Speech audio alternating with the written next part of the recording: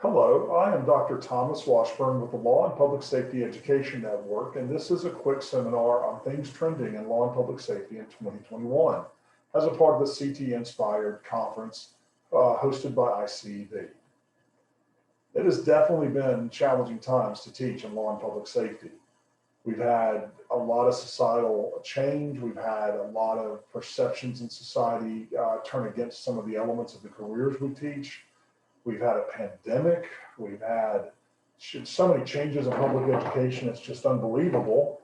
And in fact, I think if you taught this past year, you should have a special little badge that says, I survived the worst year of public education. But as we move forward, we need to look at the past and reflect toward moving forward on how things can be improved and things that we can take from the past and make things and use them and leverage them to improve law and public safety programs. I think initially we need to realize there is some change that needs to occur within the law and public safety community. And some of the criticisms are legitimate, and we have the opportunity to do something very unique in the law and public safety classroom, and that we are the fundamental elements and instruments of that change. When you go back and look at Plato, 2,400 years ago, Plato was discussing an ideal society, and he mentioned that a portion of society should be citizen guardians. And I'm not going to bore you with a lot of detail, but one couple of things from that that's very interesting is that he felt that these citizen guardians should be trained from young and brought up in the ways of good and duty. And he talks about them being able, having respect for good and understanding of the good and a sense of duty. And I think that from Plato's discourse, we can definitely find a legitimate philosophical position for law and public safety programs being a critical part of the improvement to law and public safety as a whole. We have the unique opportunity to get these young people at as young as 13 in some of our middle school programs, develop them through even through technical schools and through university to prepare them for careers in law and public safety that meet the criteria of the change that we wish to see in our law and public safety professionals. Lincoln has been attributed to quote, the philosophy of the schoolroom in one generation with the philosophy of government in the next. And I'd like to tailor that down to us. If we can create a curriculum and standards and course delivery that can prepare these ideal citizen guardians, I think we can do a great deal to improve our society as a whole and to improve the careers of our students and the futures of our students. I think there is a lot of noble cause and a lot of good things in our law and public safety community. And I think, we definitely can make it even more reflective of our pluralistic society. And I think that that's something that we can affect within our classroom.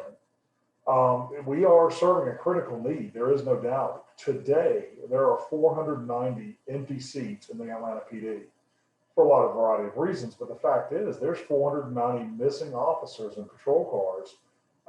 So the city is less safe, and the officers that are working there are working a lot of overtime. There's a local police department here in Metro Atlanta that is offering a $3,500 signing bonus if you complete the application process and are offered a job with the department. A signing bonus. Who would have ever thought that in law and public safety there would be signing bonuses? Firefighting job growth is projected to be between 6 and 9% consistently for the next 10 years as our older firefighters retire, as firefighting services are expanded, as our population grows. Firefighting job growth and, as important, salary growth has been very strong for the last decade, and that is definitely going to increase in the next. Here in my state, our corrections department has had to drop the high school requirement for hire. They're down to GEDs as a minimum base of education to apply for a correctional job.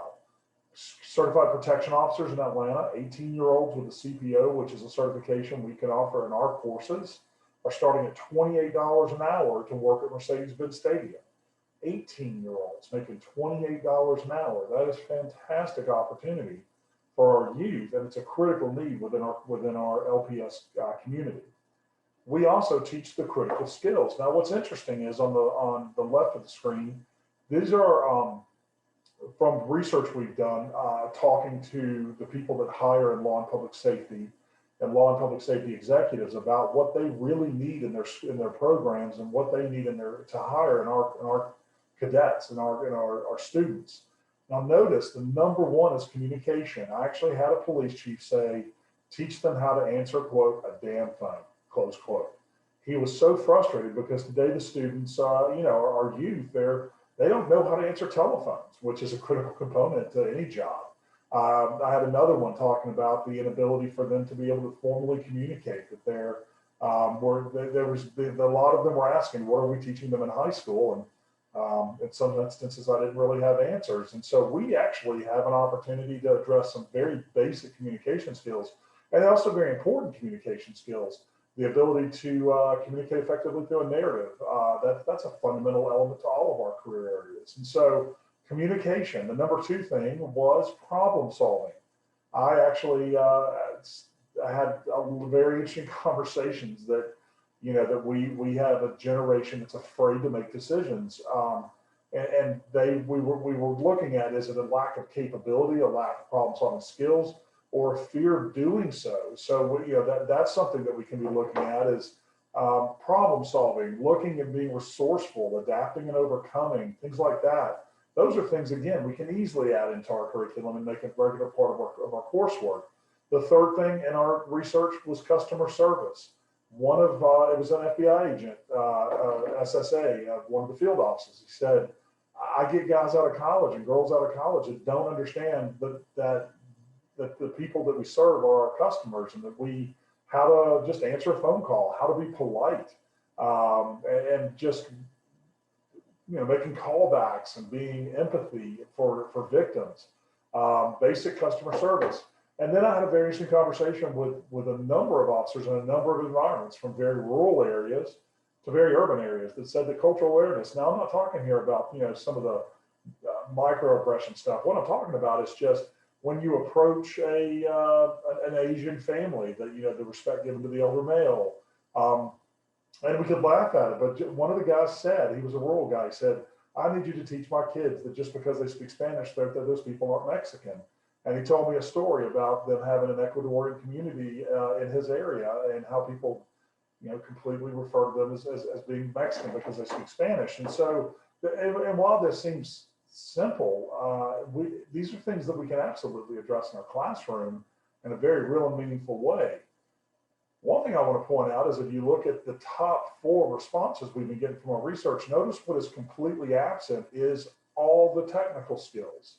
I actually had one police chief said, I don't care if they know what a handcuff is, I need them to be able to fill out a police report. There's, while I loved when I taught to teach handcuffing and crime scene processing, what we are getting a lot of feedback is that while we're teaching these things, we need to be teaching them problem solving and the customer service and the communication piece, which leads us to the image on the right. 1 in 5 of our graduates from high school today are functionally illiterate. They're actually not capable of reading a new manual on AED equipment and understanding it themselves. They're certainly not capable of reading case law and being able to apply it to policing.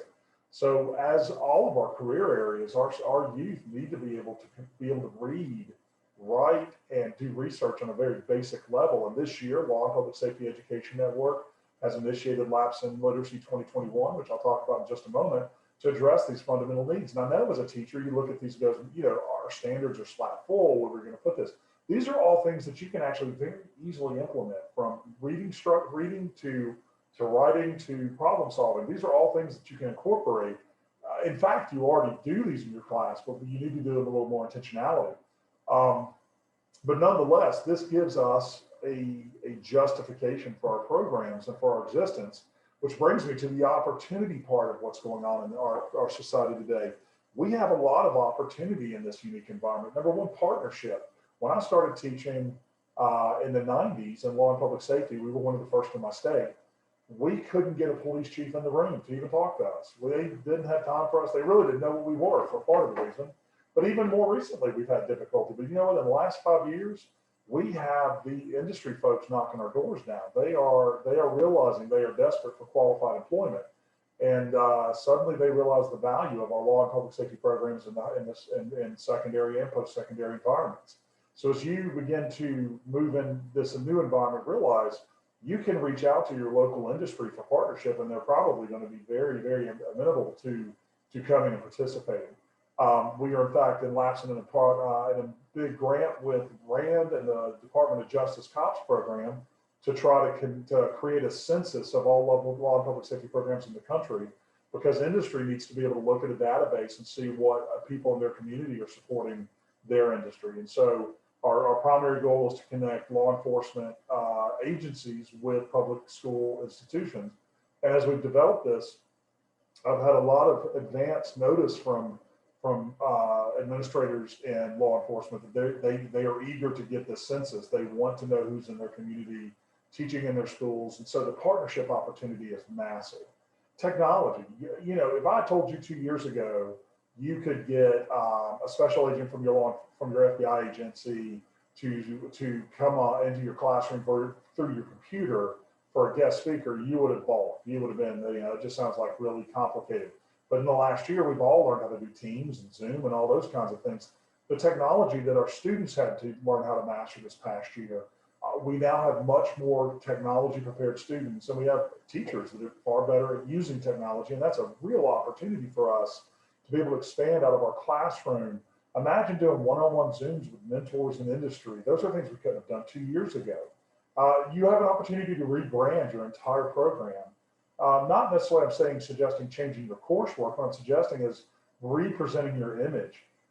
We're having a little bit of problem right now with law enforcement marketing directly. So, I've talked to a couple of programs, maybe you're on today, where we suggested that instead of being called a criminal justice program, you change it to law and justice.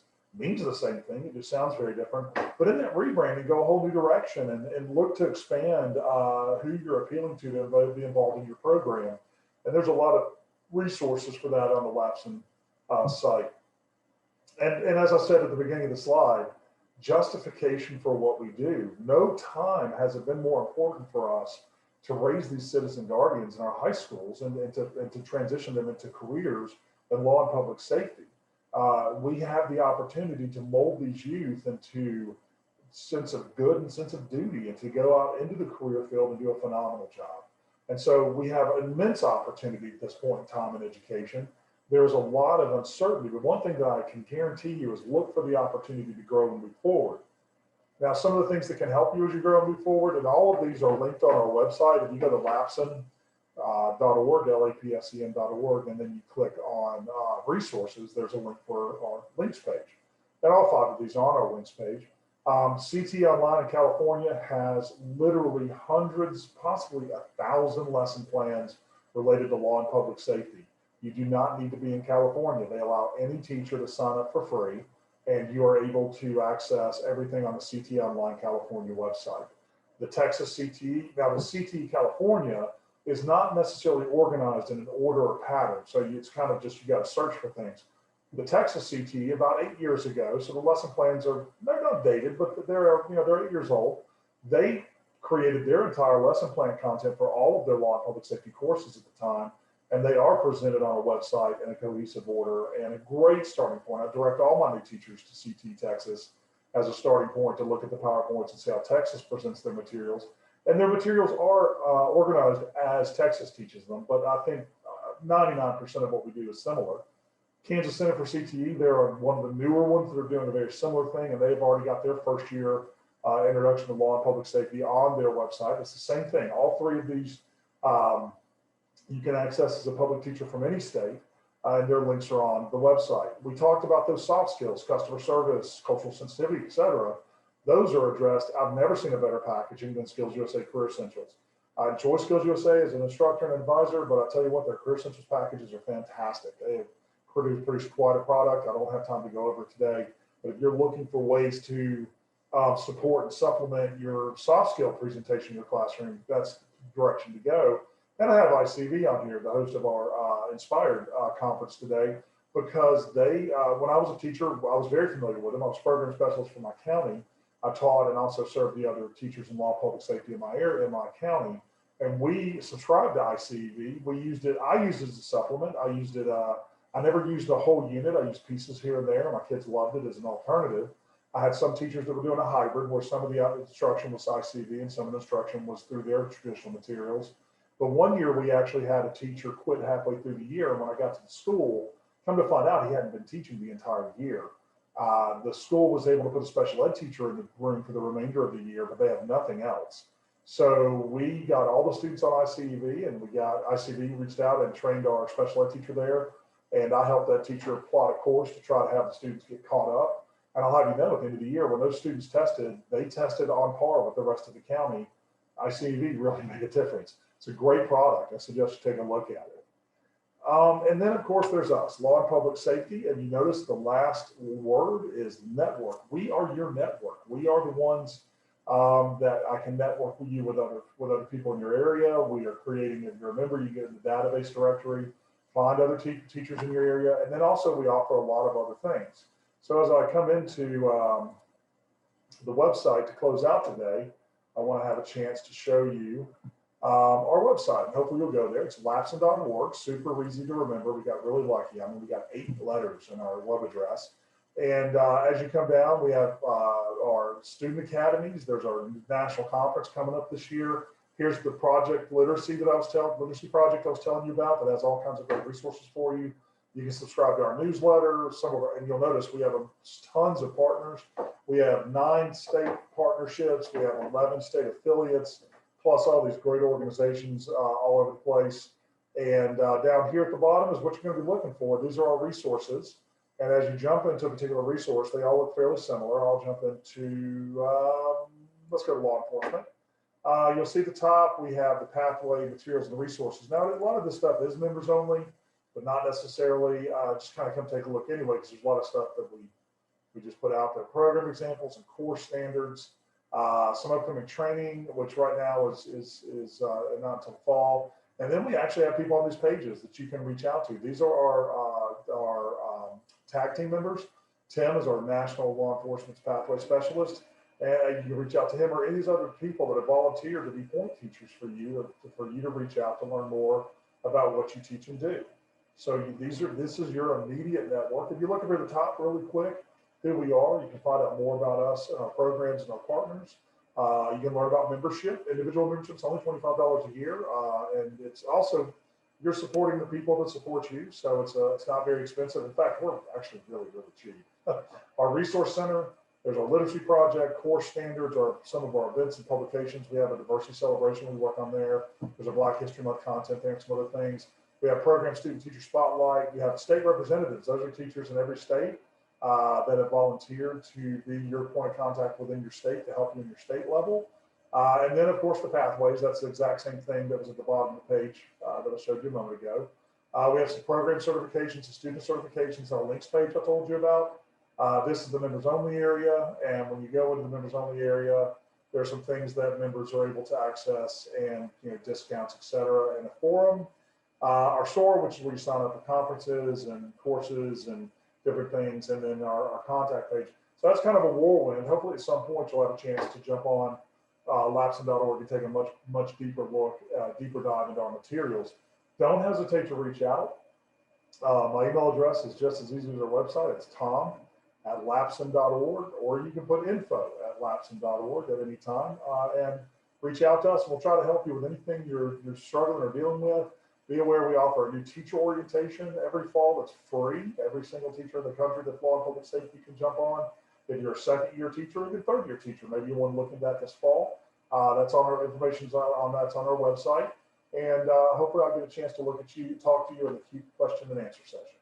So I hope this has been informative, and I hope I've given you some encouragement and some direction and some resources. Thank you for tuning in.